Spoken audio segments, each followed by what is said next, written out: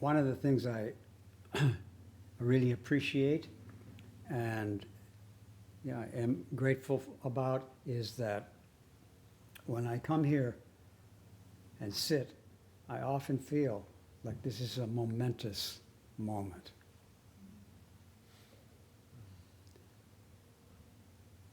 And I thought, I want to always appreciate that this is a momentous moment.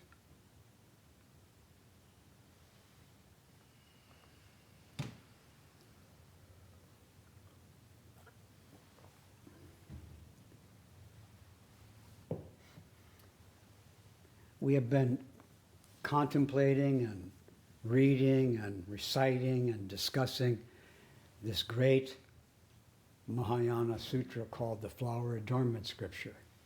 And the Flower Adornment Scripture says, every moment is a momentous moment.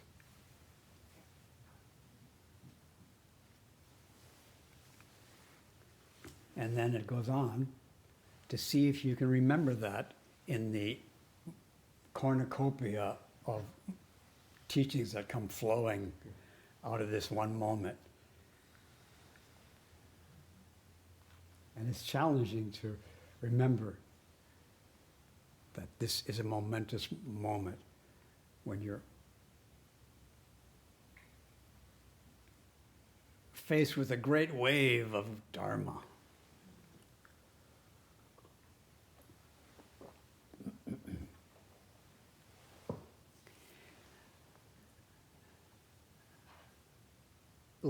The last two meetings we have here, we discussed Book 7 of the Great Scripture. And Book 7 is called Names of Buddha. And we looked at how the Zen school use names of Buddha to help people understand that every moment is a momentous moment. And in particular, we brought up the wonderful story of the momentous moment of the great ancestor, Ma, Master Ma. As he was about to die, he was asked by the director of the monastery, "How is your health these days, teacher?"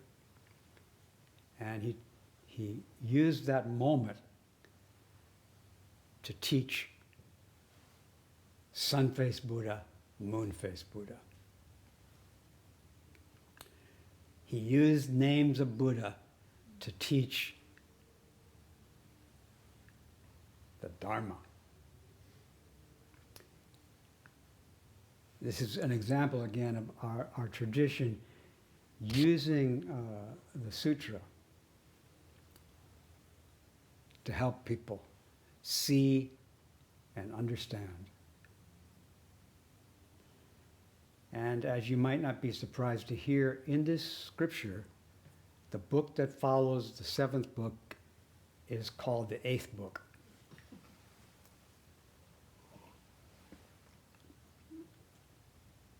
And it's in some ways quite similar to the seventh book. The title is not Names of Truths, but it could be. The title is, there's two translations. One translation is Four Holy Truths.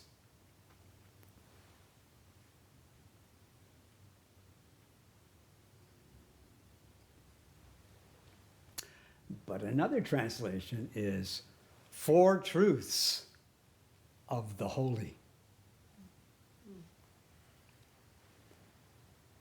I'm not saying, and I don't think the sutra says, that truths are not holy.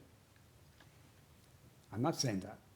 I'm just saying that another translation is truths of the holy, truths of the sages. It's their truth. It's the truth that they've realized. Now you can say, and well, that makes the truths holy too. Fine, but 4 holy truths, 4 noble truths, is one way that people speak about these 4 truths. But some translators say it's really not a proper, it's a mistranslation.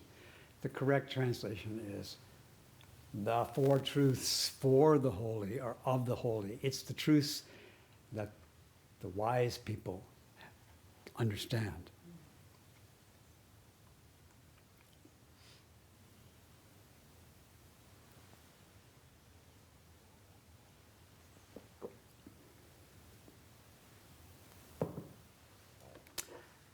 Now, as you may know, these 4 truths were brought forth by the historical Buddha in India about 2,500 years ago. The 4 truths were offered by the Buddha to his first little group of 5 yogis, 5 close friends, actually. He gave them the teaching. He told them in the beginning of the teaching, he said, I found a middle way.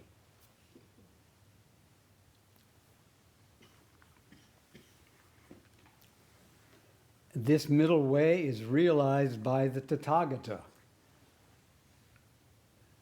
the one who has gone to suchness and returned, namely the Buddha.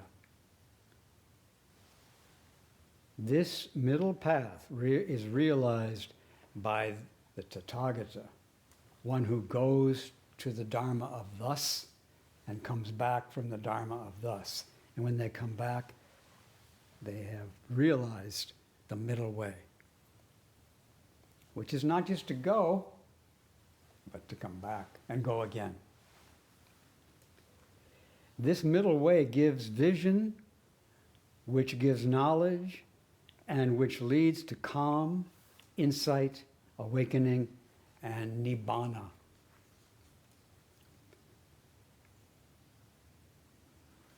And then he just, according to this translation, then he says, the noble truth of suffering. So he's talking about the middle way, and then he starts talking about the noble truth of suffering.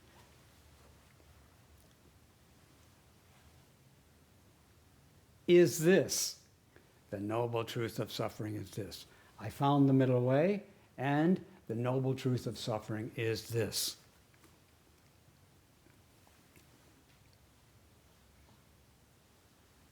Birth is suffering. Aging is suffering.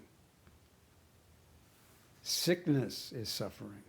Death is suffering. Sorrow and lamentation, pain, grief, and despair are suffering. Association with unpleasant is suffering. Dissociation from pleasant is suffering. Not getting what one wants is suffering. In brief, the 5 aggregates of attachment are suffering. So once again, here's the Buddha giving the first teaching to his friends, and he tells them he's found this middle way, this wonderful middle way, and then he brings up these 4 truths. The first one is the truth of suffering. And in brief, the truth of suffering is grasping any of our experience. It's basically any grasping of our life is suffering. I was reading another text recently, which is about contemplating the Buddha body, given by one of our Soto Zen ancestors. And the part I stopped at was, old age, which is also called aging, old age is the Buddha body.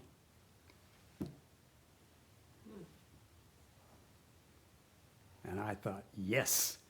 And I stopped reading at that point because that's where I want to start reading again. Old age is the Buddha body. Also, birth is the Buddha body. But I stopped at old age because I already did the birth a while ago. Okay, so that's the first truth. And then there's 3 more truths. And these are truths which are realized by the sages in the earliest teaching, supposedly. And then, in this great Mahayana scripture, they also talk about those 4 noble truths. Those 4 truths for the noble. And the basic pattern here now is we're starting with this early teaching of Buddha, and then we're going to work it. I mean, Buddha's going to work it. In this case, actually, it's a bodhisattva's going to work it. Work it means work it into realization. Now, we heard about these 4. Suffering, origination of suffering, cessation of suffering, and path to the cessation of suffering. We've heard about the 4. Now we're going to become, what's the word? Liberated from any ideas we have about what these 4 are. When we become liberated from our ideas of these 4, we realize the truth of them.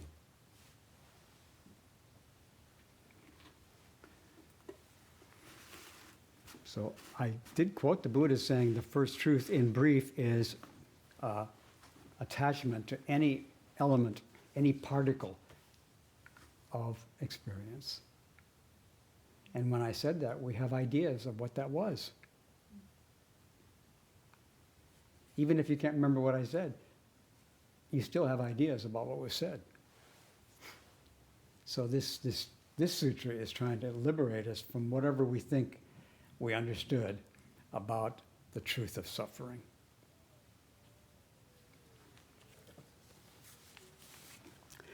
This sutra honors those 4 noble truths, honors those 4 truths of the sages.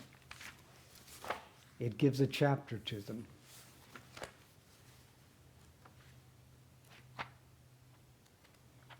Which, as I said, one translation is the truth. The 4 truths. Now, we could make the life simpler and we could have said the Buddha taught the 4 truths. There's no controversy there, right? But he didn't. He added in the word Arya. But Arya means the people who have understood, who have trained in the teaching, have understood. And the people he was talking to were advanced meditators. And by the end of this first short scripture, one of them became an Aryan. One of them became a sage. One of them understood the 4 noble truths. And the world shook. And light radiated from this meeting all over the universe. That's in the early scripture. And after a few weeks, all 5 of them became sages. All 5 of them understood what the truth of suffering is. With their whole body, not just their ideas. And again, part of what understanding the truth of suffering requires is that we become free of our ideas about the truth of suffering. Did you get that? It is necessary, I say, and this sutra is saying, really, that in order to understand the Buddha's fundamental early teaching of the middle way, which is the 4 noble truths, the 4 noble truths are the middle way. In order to understand it, we have to work with these teachings and become free of our ideas of what they mean, including free of your idea that you don't understand what they mean.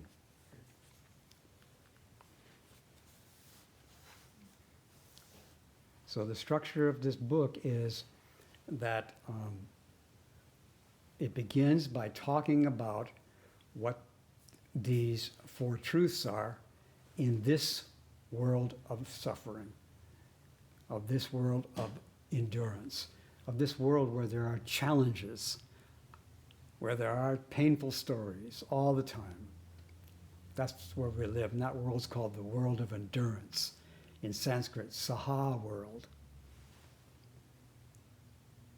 In this world, and then it describes the truth of suffering in such and such a way. And then it goes on to describe how, to actually name how this truth of suffering is in other worlds, and other worlds, and other worlds, and other worlds. And each time, after it describes that teaching of suffering, the teaching of origin of suffering, and the teaching of the cessation of suffering, and the teaching of the path of realizing freedom from suffering, then it says all these names, and then it says, after it gives it like 10, 20 names, then it says, but there are 4 quadrillion more names that could be given to these four. And they are given, the clearest translation says, in order to harmonize and pacify beings.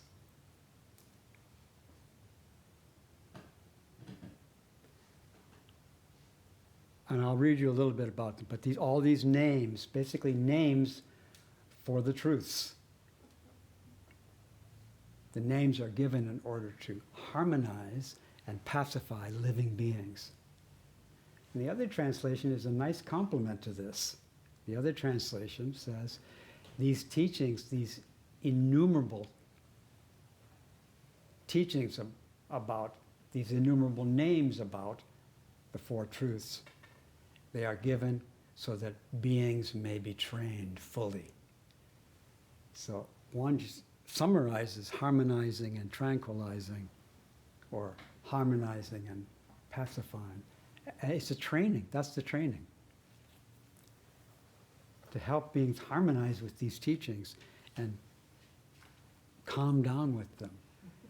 To help beings to train with these four wonderful truths.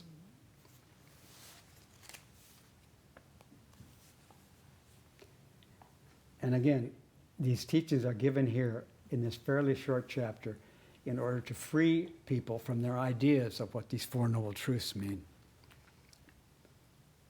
Want to hear a little bit? Mm-hmm. All right.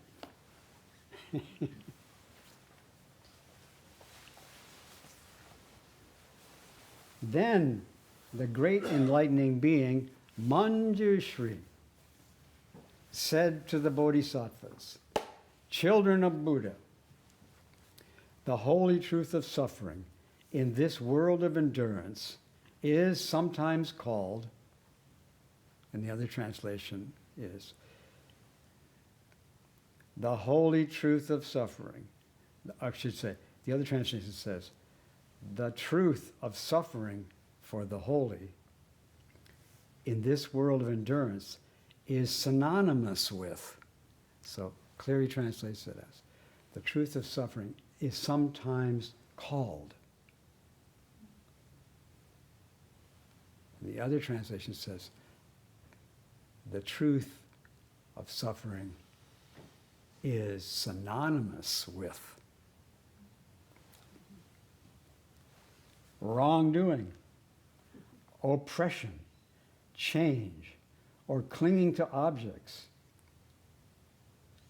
or accumulation, or thorns piercing and stabbing, or dependence on the senses, or deceit, or the place of cancer, or ignorant action.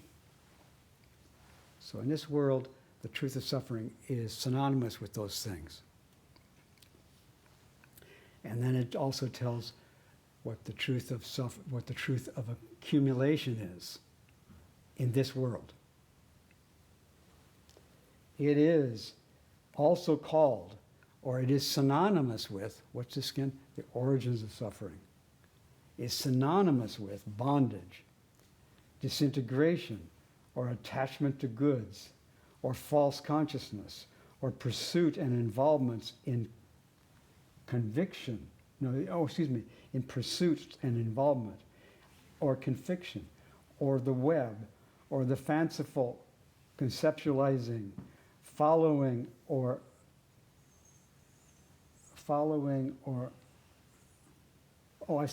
awry faculties. Awry faculties are the origin of the suffering.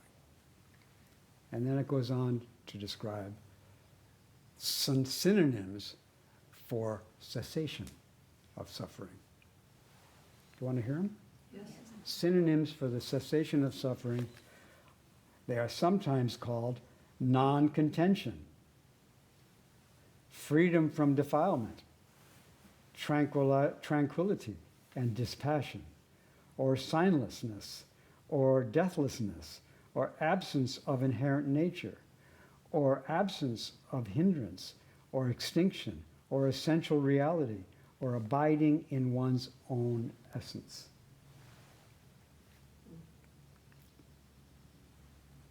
These are synonyms for cessation of suffering in this world. And then last, the holy truth of the path to extinction of suffering in this world may also be called, is synonymous with one vehicle, or progress towards serenity, or guidance, or ultimate freedom from discrimination, or equanimity, or pursuit and putting down of the burdens, or having no object of pursuit, or following the intent of the sages, or practicing of signs, or 10 treasuries. The path leading to the end of suffering is also synonymous with the 10 treasuries, the practice of the sages, leaving no object of pursuit. And then it says, in this world here, this world of endurance, there are 4 quadrillion such names, such synonyms for the 4 noble truths, in accord with the mentalities of sentient beings, to cause them all to be harmonized and tranquilized. And then it goes on to say, in this other world, the next world that's being considered, and it says, what in this world is called the truth of suffering, in the world called secret teachings is called, and so on. So all of these synonyms for the truths of suffering, the truth of origin of suffering, the truth of cessation of suffering, and the truth of the path are described with many other names in all these different worlds. And after giving a few paragraphs of other names, it again says, and in this world, there are 4 quadrillion other names, other synonyms for these 4 noble truths. So in my experience of reading this chapter is just wonderfully massaged beyond any idea of what these 4 noble truths are, and feeling like all these names are really good synonyms for suffering, origination of suffering, end of suffering, and the path of the end of suffering.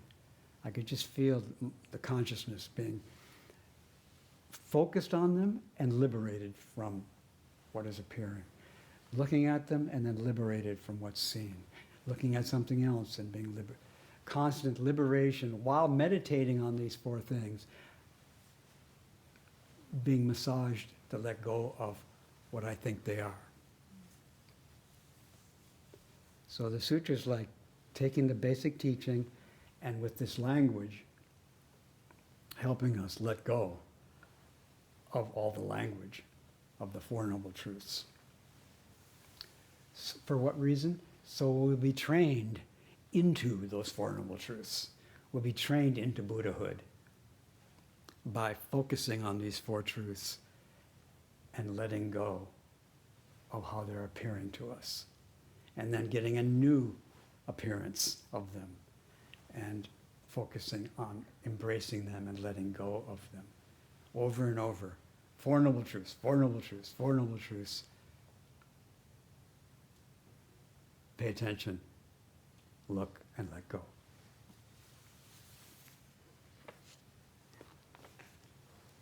So this chapter is a wonderful chapter to just meditate on the Four Noble Truths and become free of the Four Noble Truths, thereby realizing them. Or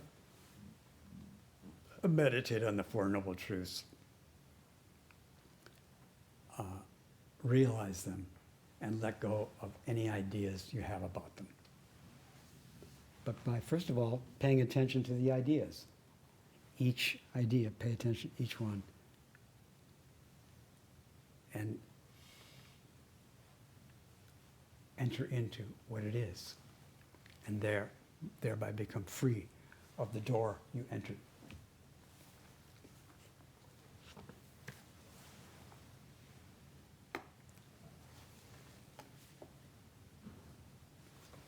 We will soon be able to listen to this chapter being read to us by our dear friend, Reverend Maya Winder. She has read and recorded this chapter, and also she's now at chapter 25. So you'll be able to listen to this chapter and let it work on you and let you work on it. You will be able to listen to this and become harmonized and pacified by this teaching. Are you ready, Ted? Would you hold this, please? Now you have it, so please take care of it. Now the next step is, what do the Zen people do about these Four Noble Truths? Well, I would basically say that the Zen people work on these Four Noble Truths the way the sutra does. They've heard about them. They're not trying to avoid them. They're omnipresent in the Buddhist tradition. But how do they work with them? Well, they work with them and become free of their ideas of them and realize them. That's what I think they do.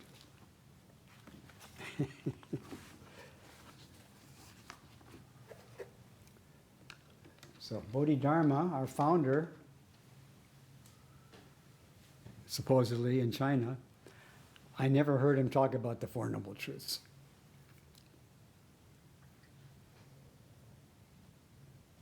Did any of you ever hear Bodhidharma talk about the four holy truths? He said nothing holy. Exactly, that's what he said, right. But he didn't bring them up. The emperor brought them up. So I'll be dealing with that story. Maybe I'll do it right away.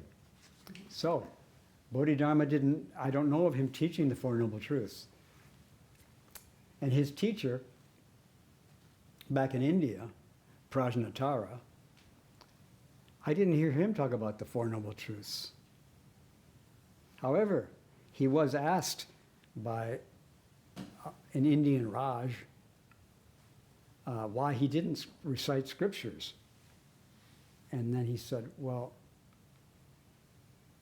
this poor wayfarer, basically breathing in and breathing out, does not attach to any of the elements of experience. This is the sutra I'm reciting. In other words, he's reciting not being attached to the five aggregates.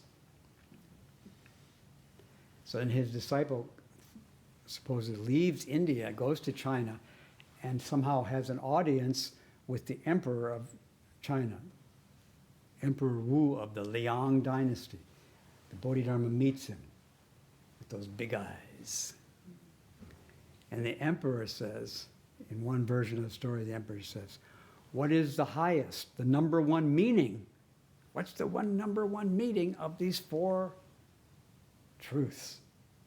And Bodhidharma says, or excuse me, I should probably say, of these four truths of the holy. What is the highest meaning of the four truths of the holy? The emperor asks Bodhidharma, and Bodhidharma says, no holy, vast emptiness. Or actually, vast emptiness, no holy. That's the way Bodhidharma, he didn't bring up the four, the emperor brought him up, but he met the emperor who brought up the four. What's the highest meaning of these four? What's the number one meaning? Vast emptiness. These four truths for the holy, the highest meaning of them is that they're emptiness. The highest meaning of them is that you cannot grasp them. The highest meaning is they're teaching us not to grasp anything, including not grasping these teachings. That's the highest meaning.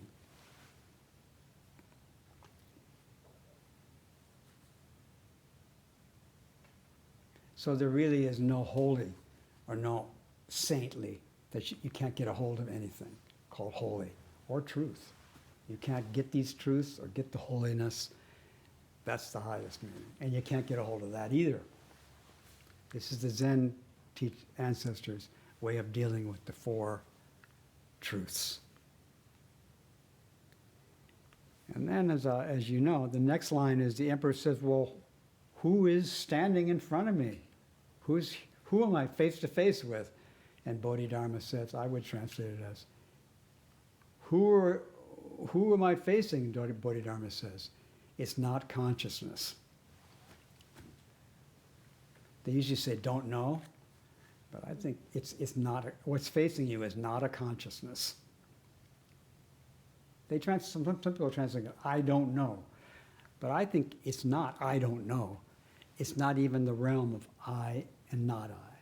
It's a mind, what's facing you is a mind which has become free of consciousness. It's a mind which has become free of grasping the Four Noble Truths. That's what's facing you, emperors. Wu. There is a consciousness there, but that's not what's talking here. What's talking? Vast emptiness is talking. So this is the beginning of the Zen tradition, supposedly, and the Zen way of dealing with these traditional four truths.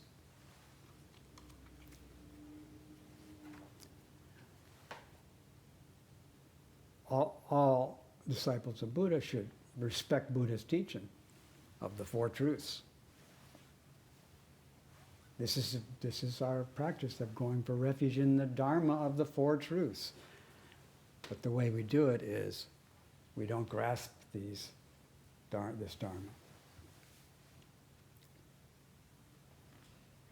And we might not even mention it, but if somebody else does, we're ready to deal with that.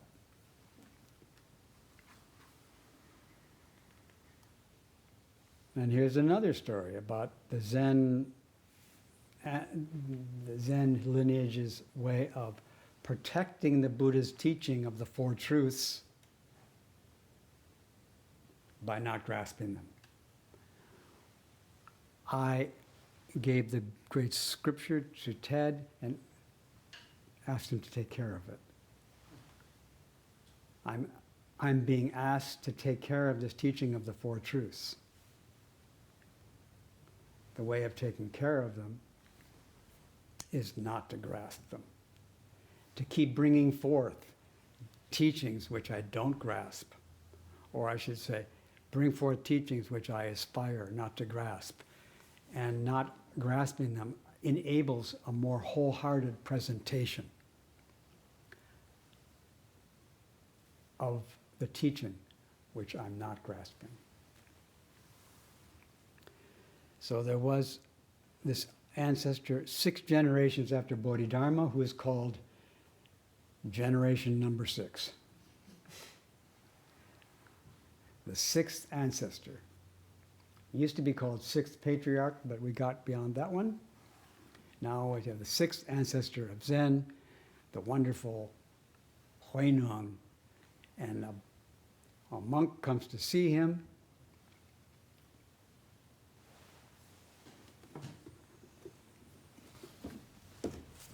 And the monk's name in the Sino-Japanese is Seigen Gyoshi, who's in our lineage, Seigen Gyoshi Daiyosho. So Seigen Gyoshi comes to see the 6th ancestor. Oops, yeah.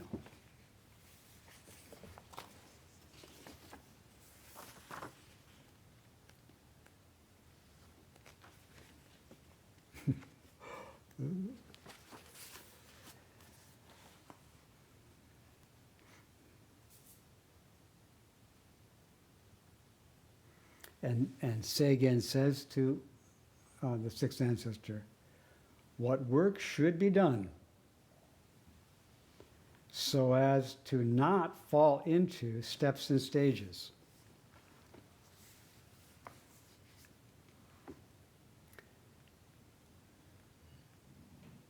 So Buddhism has lots of steps and stages, and this Zen ancestor is saying, what kind of work should I do so I don't fall into or attach to the steps and stages? There are steps and stages, and this sutra is the boss of steps and stages. It has more steps and stages of the Bodhisattva path than any other scripture in the world.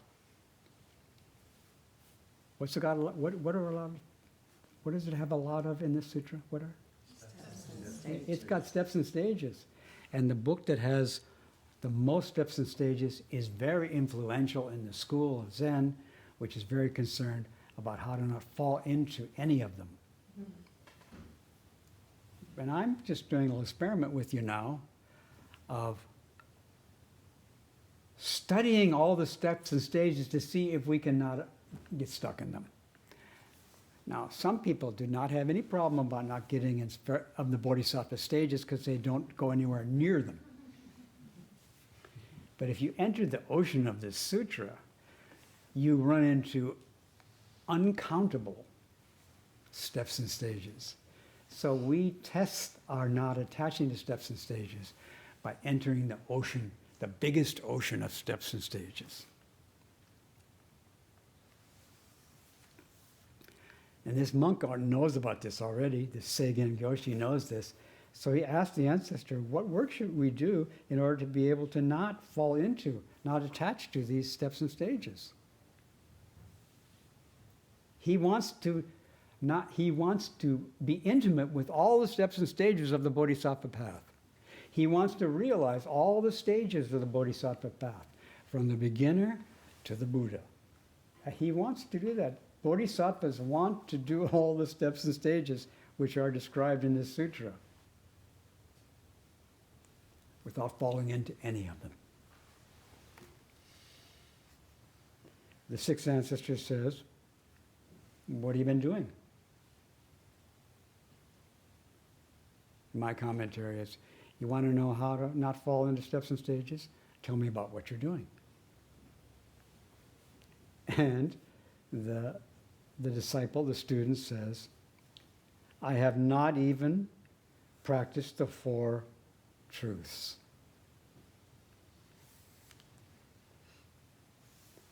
And the ancestor says,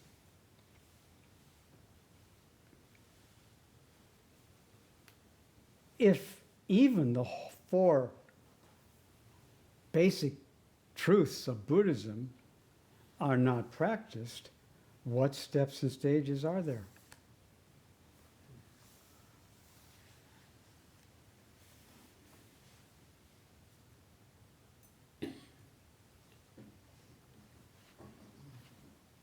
Again, Seigen says, What work should we do to not fall into steps and stages like the four truths? The ancestor says, what have you been doing? Ching Yuan says, I do not even practice the Four Noble Truths. And sixth ancestor says, if even the four holy truths are not practiced, what steps and stages are there? What steps? If even these four truths are not practiced, what steps and stages are there? In other words, if you can do these practices and not fall into them, you'll be able to find out that there's no steps and stages anywhere, and continue to study all steps and stages at your convenience.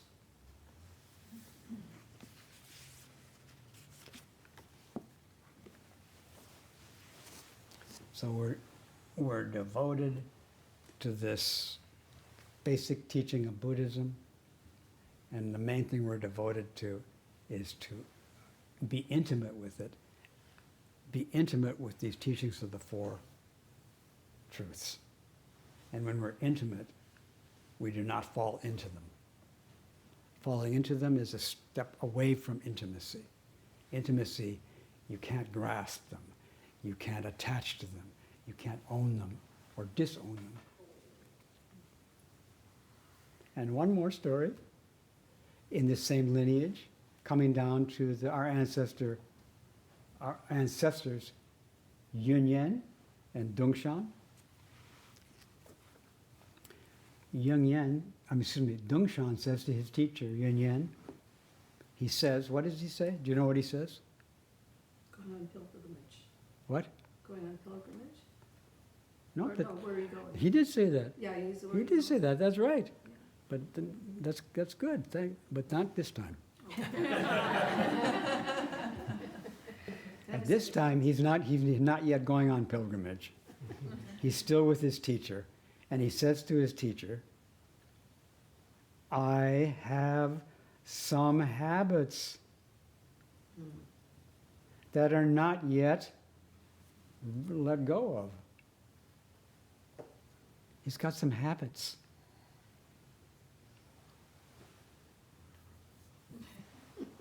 Like, I've got some suffering.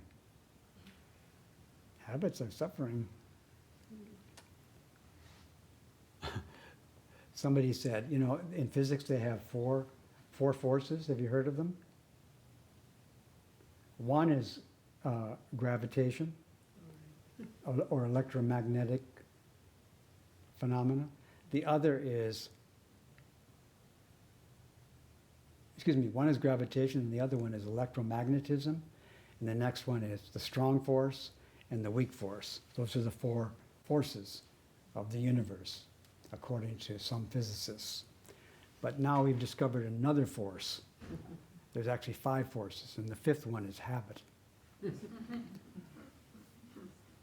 It's very powerful. And he's not yet free of this power, of these habits. So then Yun Yen says, what have you been doing? Sound familiar? And Dongshan said, I have not even been concerned myself with the 4 holy truths.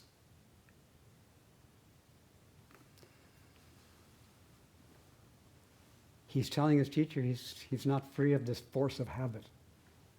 Teacher says, but he wants to be, right?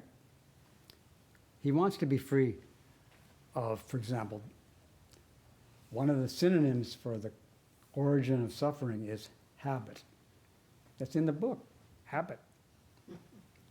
It's a synonym for the origins of suffering, habits of clinging. He wants to be free, but he's not yet free. He thinks he's not free. So he asks his teacher about this, and the teacher says, what have you been doing? He said, I haven't even been practicing the 4 holy truths. And then the teacher says, are you joyful yet?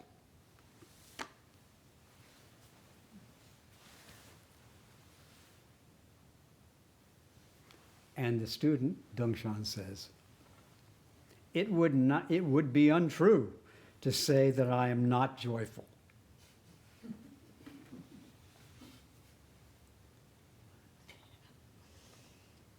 Kind of like I'm putting in brackets, and yet it is as though I grasped a bright pearl in a pile of shit.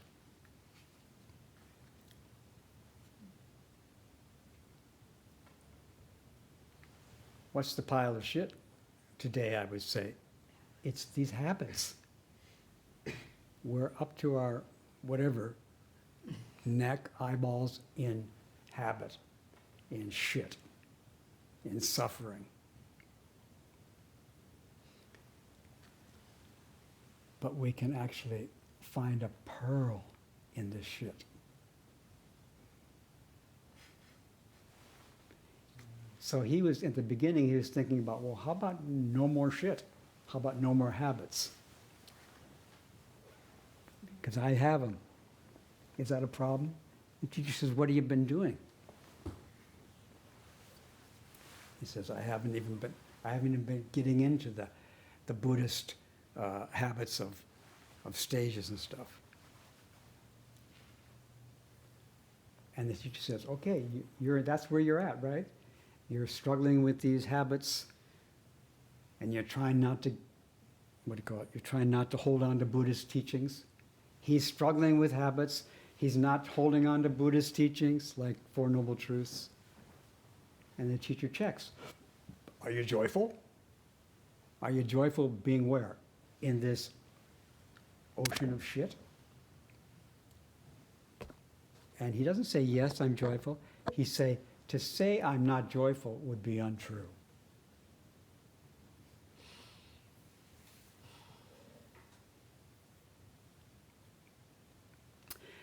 Because it's like having a bright pearl in the midst of this pile of shit.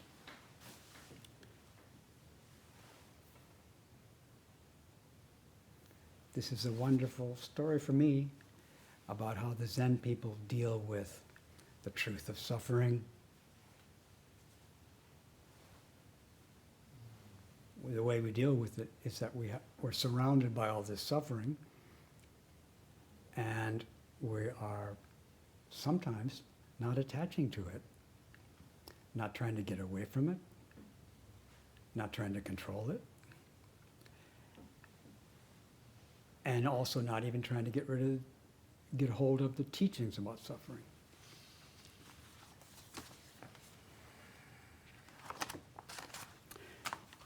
So this is a little offering to you about our family's way, Bodhidharma and Seigen Gyoshi and Dungshan, these ancestors, how they deal with suffering and how they deal with the truth of suffering. So the truth of suffering is to help us deal with suffering, and it's to help us not cling to the truth to the teaching. So it's a teaching to help us not grasp the teaching, so that we can become free of suffering, of all types of suffering, without leaving the pile of shit, and finding pearl in every momentous moment.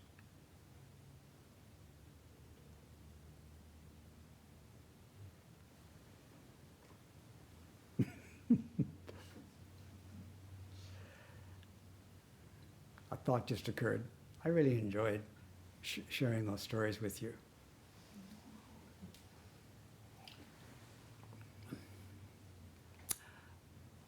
Yes, serene eyes. I'm very interested in the Bodhidharma's answer, as you were saying, no consciousness, not consciousness. It seems quite different and don't know. And I'm wondering what's the original and what are those? The original uses the Chinese character.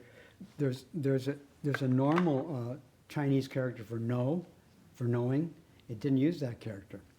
They used the character which is used to translate vijnana, consciousness.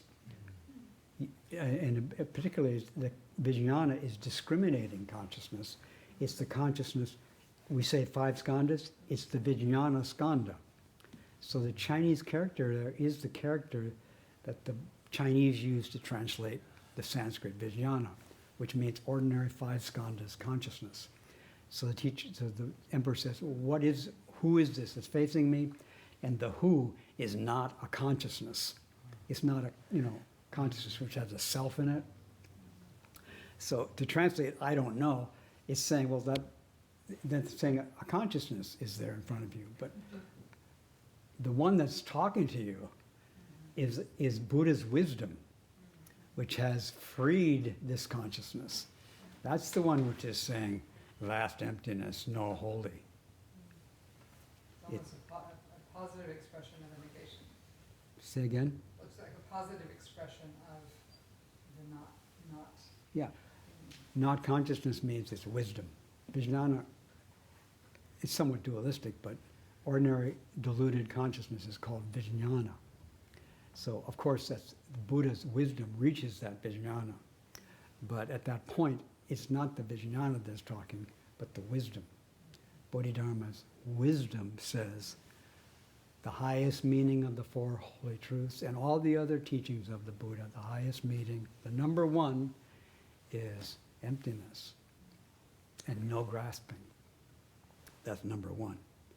And the one who's teaching this is not a consciousness, as in deluded, egocentric consciousness. It's Buddha's wisdom that's talking.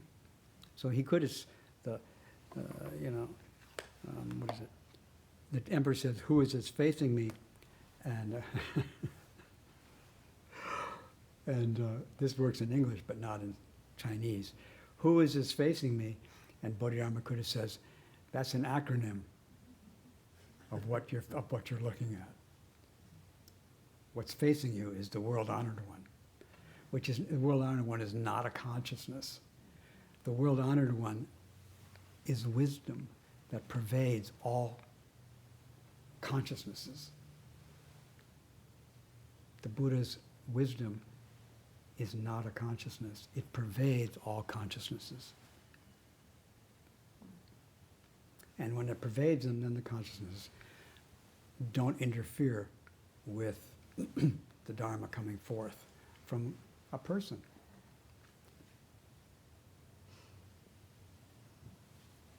So I haven't, Tom Clear is gone now, so I can't talk to him about this. But anyway, as I said, there's a lot of other characters for no, but the character that's chosen there is the character for the Vijnana Skandha. It's the character for deluded consciousness. It's not that's not what you're meeting here. You're meeting Buddha's wisdom. Yes? I feel conflict because I want to kind of bounce on that, but going back. I wonder if using the word suffering is the trap, because if you say suffering, then you think that there's something that's not suffering. And where it could just say, maybe just sort of this is lifing. And then it occurred to me that the is that so is kind of the liberative, like contentment, presented with something and just say, oh, is that so? Or maybe so, is kind of a liberative, whatever's coming up. So we have the four truths, and Sonia's talking about suffering, and now I hear her talking about the third truth, which is liberation from suffering. And so under the synonyms for liberation from suffering, that chapter has lots of synonyms for liberation from suffering. And one of the synonyms for liberation from suffering has just been brought up, which is that so?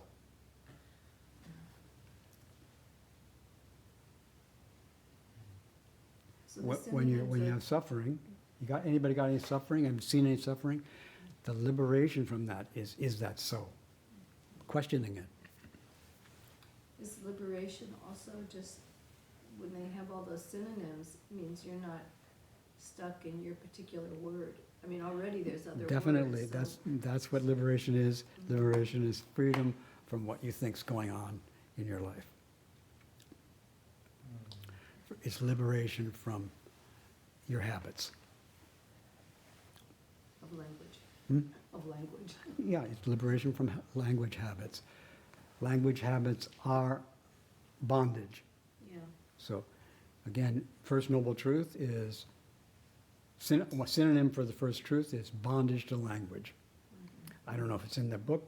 Bondage is in there.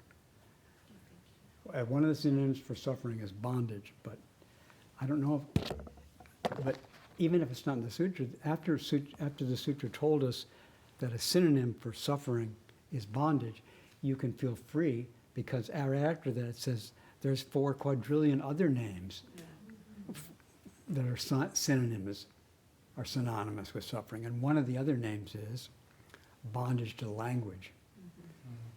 There's also bondage to your body. But anyway, bondage to body, bondage to language, all these are synonyms for suffering. But if you can go, is that so? That, I think, is quite compatible with, this is a momentous moment. So let's like wonder about what it is. It's momentous. It's not, this is a momentous, it's not what I think it is, and it's not what I think it is. It's free of what I think it is.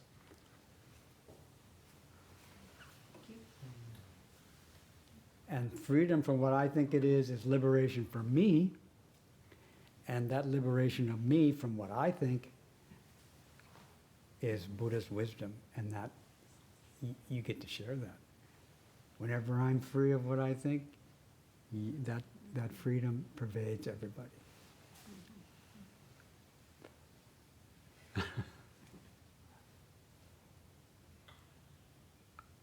Yes, and yes. Well, I have a habit of raising the same question to Yes, you in okay. various ways. And so I'm exploring that habit again.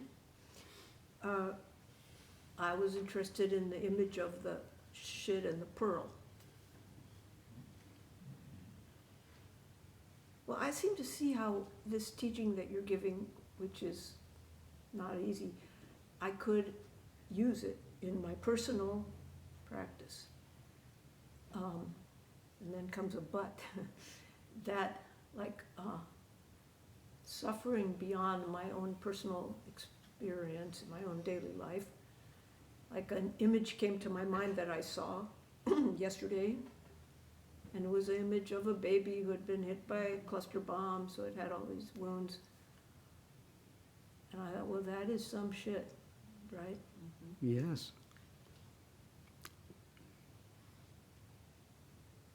So,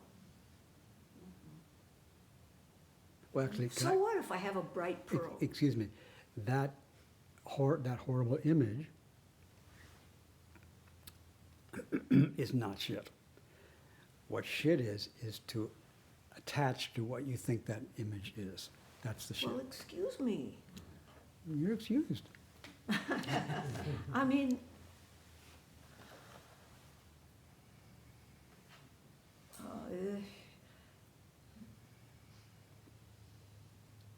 maybe I can't even answer that, because Well, you tell me what shit is to attach to the image. Well, I can't disagree with that. Yeah, Okay, what is that bright pearl? You know, is that bright pearl going to make me feel okay? The bright pearl is going to make you feel more willing and more happy to help this baby. You have to keep telling me that, because if you emphasize, you know, I'm going to keep asking. Yeah. If you keep emphasizing how we become all calm and Yeah, this is how we get trained. This is how we get harmonized and pacified. pacified, yeah. Yeah, calmed. Thank you. This is how we become, but also the other translation, this is how we get trained. So when we see horrible things and we notice that there's attachment, there's the shit. If we see horrible things and we don't attach to them, that means we don't believe them as true. That I don't understand. Well, if I say certain things and you don't agree with me, you might think that what you think is true and what I said is not. Or I might say something and you agree with it, and then you think it's true, and you think both of us know the truth.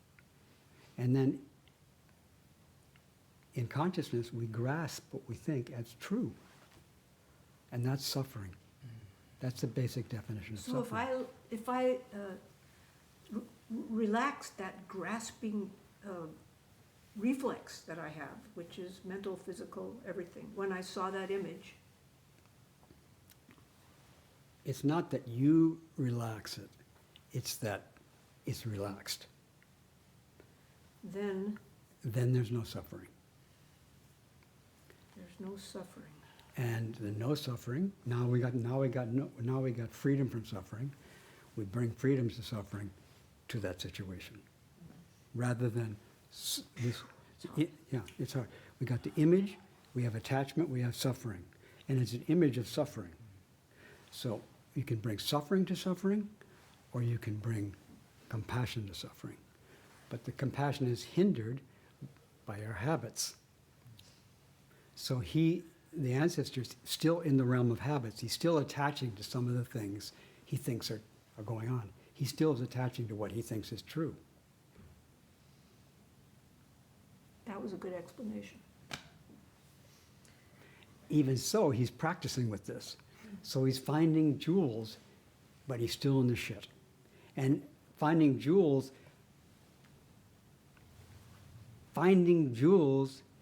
encourages us to not try to get out of the shit until everybody's going to get out of the shit.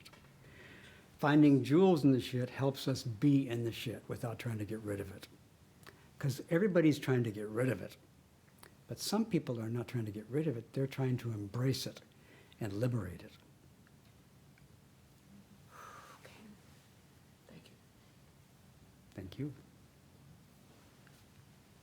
And thank you for I you. want to talk about the word suffering again, because I think. You want to talk about the word suffering? Go ahead. Because I think that everything I've studied says that the use of the word suffering was a mistake, a bad translation Yeah, right. for dukkha. Yeah, right. And some people even think that Buddha said said that life is suffering. He never said that. He said No, he there is didn't. dukkha. He didn't say life was dukkha either. You know, He said he said there's a truth of dukkha. The first truth is the truth of dukkha. yeah. And I think some great scholars agree that suffering it's a kind of like, what do you call it? It's a easy to popularize translation of dukkha. But this Shcherbatsky, the great Russian scholar, says a better translation than suffering or ill would be commotion Yeah. Or discontent or anxiety. or discontent. We're starting to get synonyms for suffering. This sutra is saying, look at all these synonyms. And we're just choosing suffering because we're using dukkha, but there's all these synonyms for dukkha, like commotion, stress. Tessiaro Bhikkhu says, stress for suffering. Stress, disappointment, discontent, etc. Many, and Shcherbatsky says a more accurate translation would be commotion. And then you heard etymologically dukkha is related to a wheel that's out of round. Which, if it just keeps turning, it gradually becomes unbearable. Even though it just yeah, so I think our tradition is in accord with the early tradition. The Buddha lived in life where he actually really immersed himself in suffering, and then he found a way to do that without wallowing in it or trying to get rid of it. He found a way to be intimate with it, and then he found out the truth of it. The truth of it is basically not being intimate with it. Did you hear that? No. The truth of suffering, another synonym for it, is not being intimate with it. Hmm? I don't follow that. If it's another translation of the cause of suffering is to grasp objects. Right, okay. So when you're intimate, you're not grasping objects anymore. When you're intimate with suffering, you're not grasping it. It's not out there or in here. So we're training by hearing all these names. We're training, or we're being trained in relationship to this teaching of suffering. Yes, Susan? So the part where we're not intimate with suffering. Say again? So we're intimate with suffering, and then we're In not reality, intimate we're with intimate to suffering, but we haven't awakened to that. The Buddha awakened to intimacy with suffering. suffering. But then you said, and we're not intimate with suffering. And we're also not. Oh, We're not really, not. we're not really not intimate. We really are, but our deluded consciousness doesn't allow us to see it. So we're training by hearing all these synonyms. There are ways for us to get more intimate. I should say, to wake up to our intimacy with suffering. Intimacy with suffering requires that it's not dualistic, it's not out there, separate from us. And all these names are kind of like gentle massages into like not being separate from suffering, to free us from our ideas of what it is.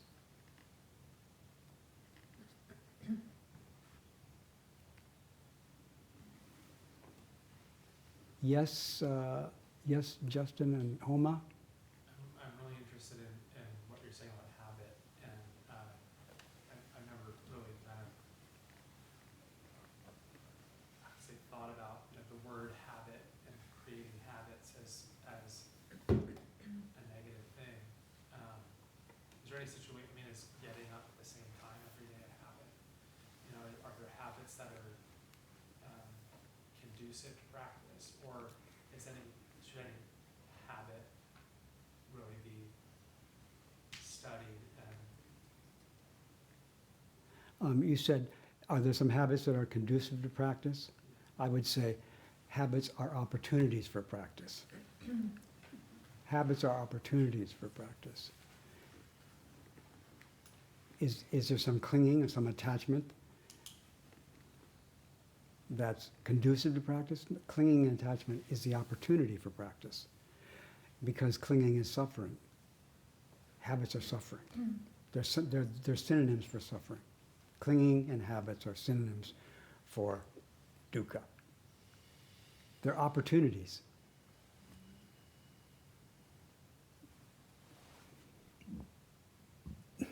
Yeah, they're opportunities. All the things listed under suffering are opportunities for practice, and also it might help. The second truth is also an opportunity for practice. In other words, study the second one to see something, meditate on the causation of the arising of these habits and clingings. They're opportunities. And when we avail ourselves of the opportunity, then the opportunity, you can say, well, now the conduciveness has been realized. But for the people who are not practicing with it, with the habits, then if they don't see the opportunity, then the conduciveness is not yet manifested.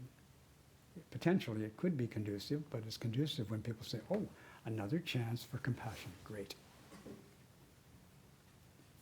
So again, the ancestor Dungshan saying to his teacher, basically, I'm still hung up in suffering, in brackets, and I'm here practicing with you, and I still have this stuff to deal with. And then the teacher says, well, have you found joy yet in this mess? And he doesn't say yes. He's saying to say that I haven't wouldn't be true, but the joy that I found is still in this shitty soup. But I am joyful that I have a practice to deal with it. I'm not just in shit, I have a practice to deal with it, and I'm joyful about that. I'm not joyful about the shit yet. But I am joyful, I have a way to practice with it. For example, I don't blame anybody else for the shit. And I don't blame myself for the shit. I don't blame anybody for it. I accept responsibility. I'm learning to accept responsibility for it and let go of it by loving it. Yes, Homa?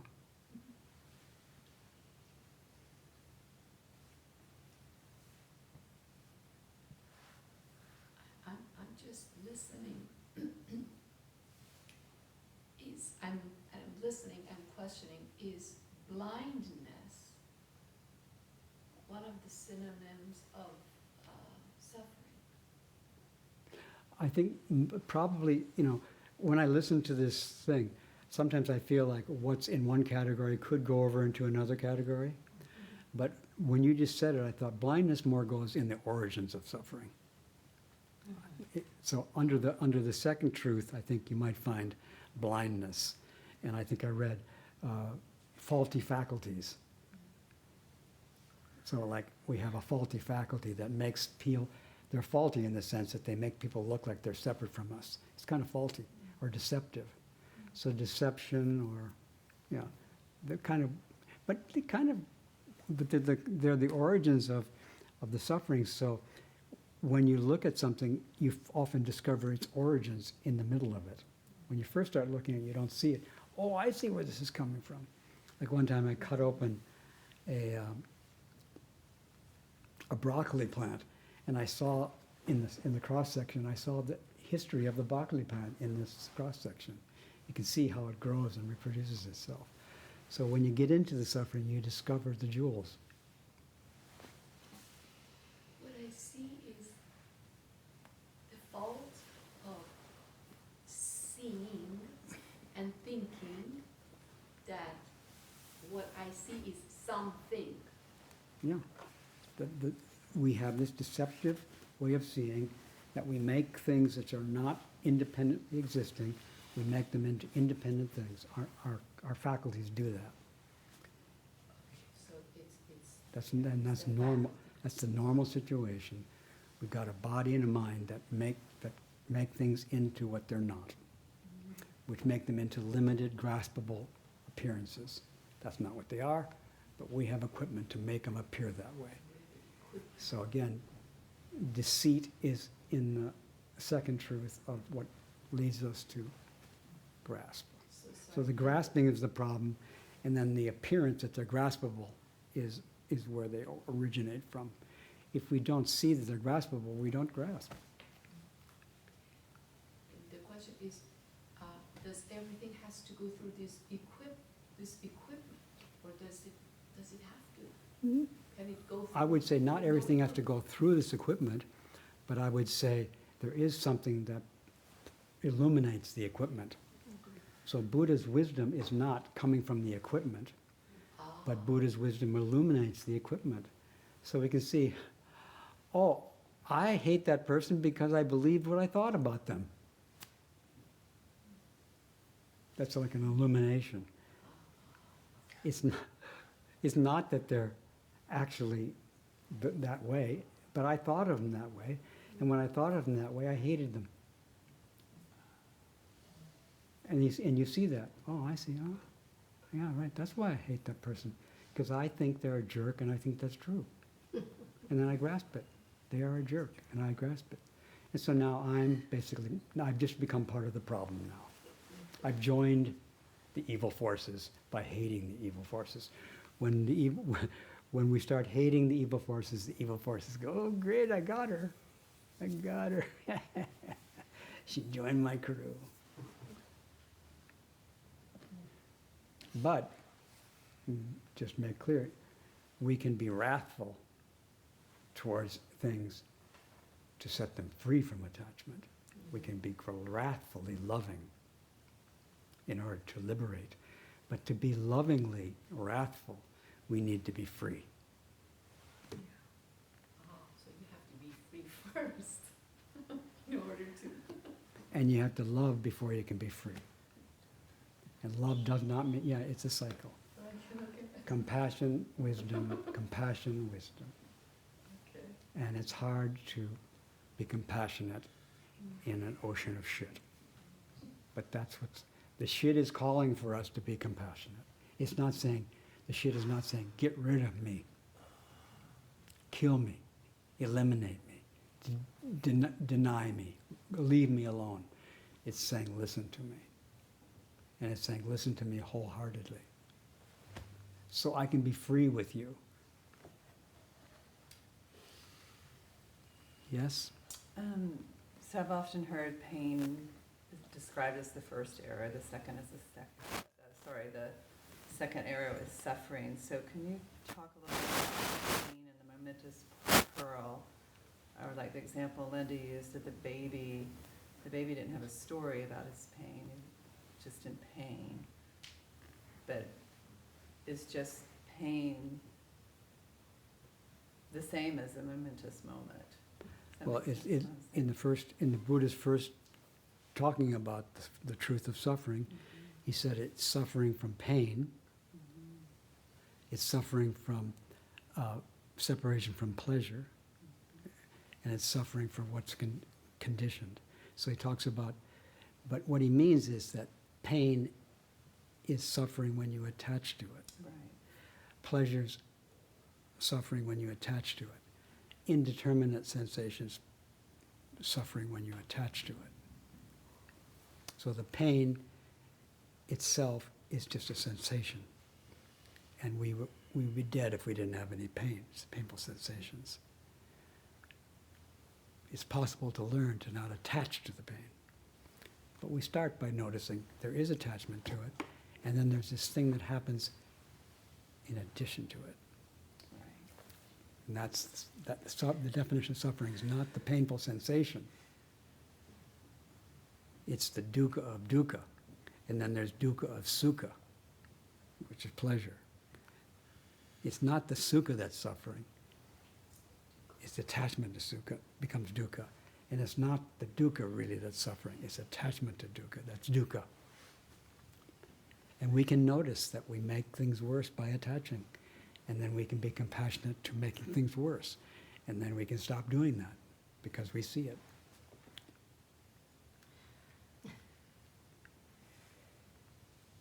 But even before we stop, we can still be working on it, and working on it even before we stop is joyful. I'm not too good, but I'm working on it. That's the joy. I'm still stuck with the pain and the pearl. So the pearl is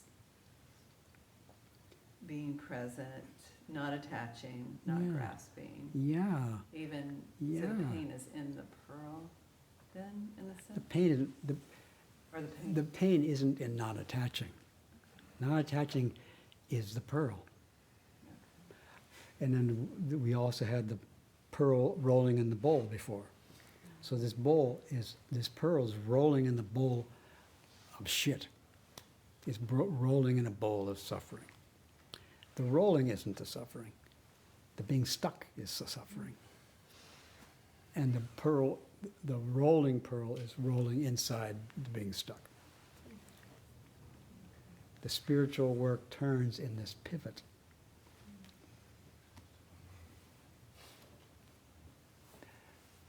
Yes. I believe one of the phrases used for freedom from suffering was hiding in the essence of self. Did you say hiding? Hiding, I thought it's what you Dwelling. said. Isn't it dwelling? Dwelling. Yeah. Abiding. Abiding. Abiding in the essence of self. Can you elaborate on that? Well, I could. The name of this place is No Abode. The name of this place is No Abiding. So, when I read that, I didn't skip over reading it, but I thought that's not a very good translation. I don't think we abide in the essence. That's not freedom. No abiding, including no abiding and no abiding. So part of the way you demonstrate that you're not abiding is to abide. And show that you can abide in a way that you're not grasping. It's an advanced trick. But we should be able to, in other words, we should be able to enter all realms. We should be able to be intimate with all beings, including the misguided abiders in essence of reality. Some people find those people the most disgusting.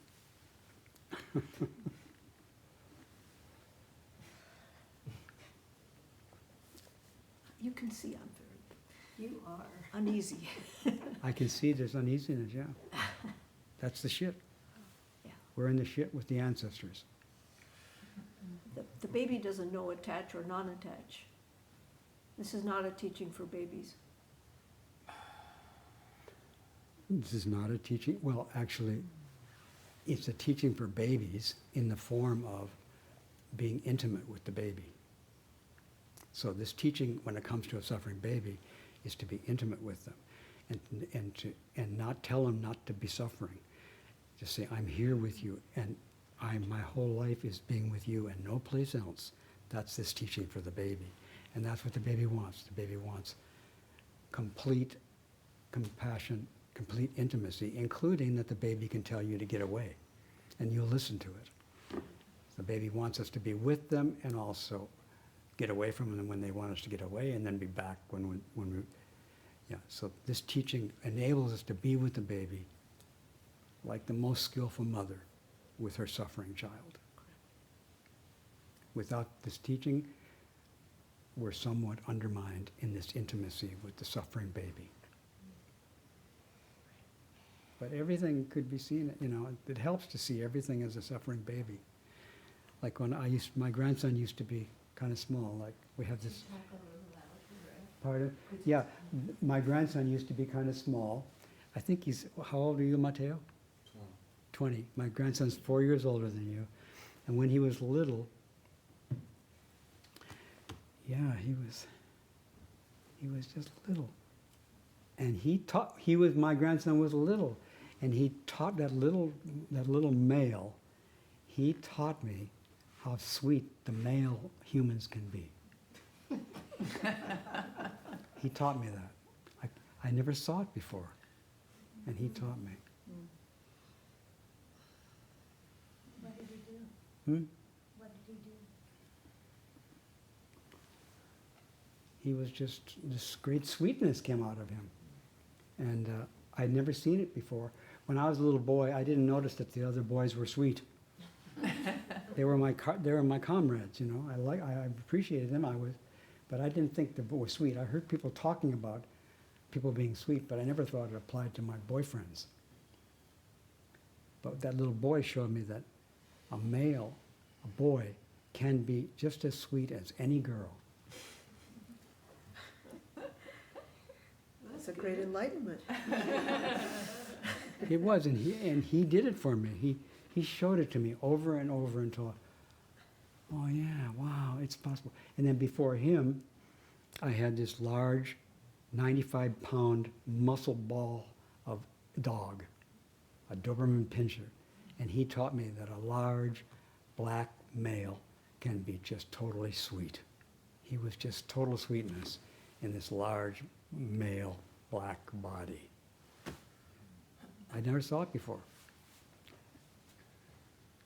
Other people did probably. Other people see their large black male body as sweet, but I didn't see it, but he taught me. A lot of people would be afraid of of that dog. I was not afraid of that dog because I knew how sweet it was. But I was also aware that other people were afraid of him, so I was careful of who I would let get near him. Yes? You're using the word black in a way that is a little bit unconscious. I'm conscious of it. He showed me beyond dogs. He showed me that sweetness in black humans. So you mean he helped you get free of racism? You could say that. I wouldn't say I'm free of things, but he helped me see sweetness in large black humans.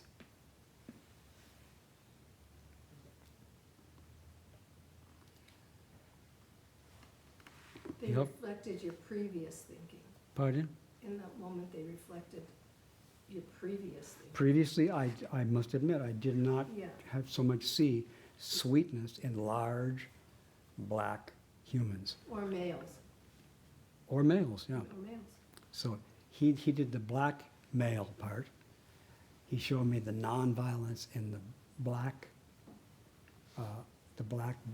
being, and the little boy showed me the sweetness of a little boy. So those were habits. Those are habits, Yes. yeah. I had habits of have a limited view of people, Right. of what boys were, and what large black people, beings are, dogs or gorillas or humans. I had some idea about that. And the dog, the sweet dog and the sweet boy, opened my eyes. A little. So then after that, when I would see, I went to another state. It could happen in California, but I was in another state, which I won't mention, and I saw these large, actually white human males driving large trucks and driving them in a very, what's the word? Anyway, self-righteous, aggressive way in their big cars. And I could see, oh, my grandson's in them. There's a sweetness and a frightenedness and a vulnerability in them, which I could see. So I didn't just see this big, aggressive male, white guy, actually. I saw a frightened little boy in this large male human. And that helped me not get angry at them or not hate them for the way they were driving. It freed me, it gave me sympathy for their life. Is that also a habit? What, sympathy? Yeah. I think I could have habitual I could have habitual, what was the word? Habitual sympathy. Sympathy. It could be habitual, yeah. I might have used the sympathy I felt for the little boy on the big boy. But anyway, it was a new, it was a new trick. It was a new, maybe it was as the old habits, but it found a new place to be applied where it had never been there before. I never had sympathy for this other large, aggressive male. I didn't have sympathy for them. I more saw them as someone to compete with. It was a pearl of opportunity. There's a pearl in the situation. Yes. I think I have two things that I'm beginning to see, I think. One is that you probably have to not grasp, but you don't have to grasp. As a small boy, you don't have to grasp this thing that we're studying and looking at to show it. It's there for us already. We Mhm. just, There being his sweetness is there already? Or the thing he's supposed to become, according to some people. or the illumination is there already, Mhm. sweetness. Yeah, it's there already. It's there already. The other thing that I'm seeing at the same time is the things that we're studying, the sutras, the chants. What it has begun to look to me like is, with all due respect, with even more respect, the ultimate Swiss Army knife, in a way.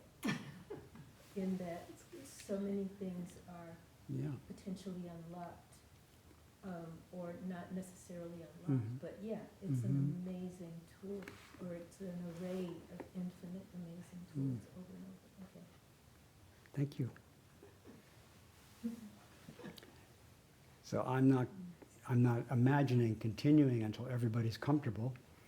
So if anybody's uncomfortable, I want to honor your discomfort. And I'm uncomfortable with anybody's discomfort too, and I want to honor, I want to be intimate with it all. That's what I see as a great opportunity. But when I say again, I want to be intimate, I really mean I want to wake up to it. It's already here, and I want to wake up to it.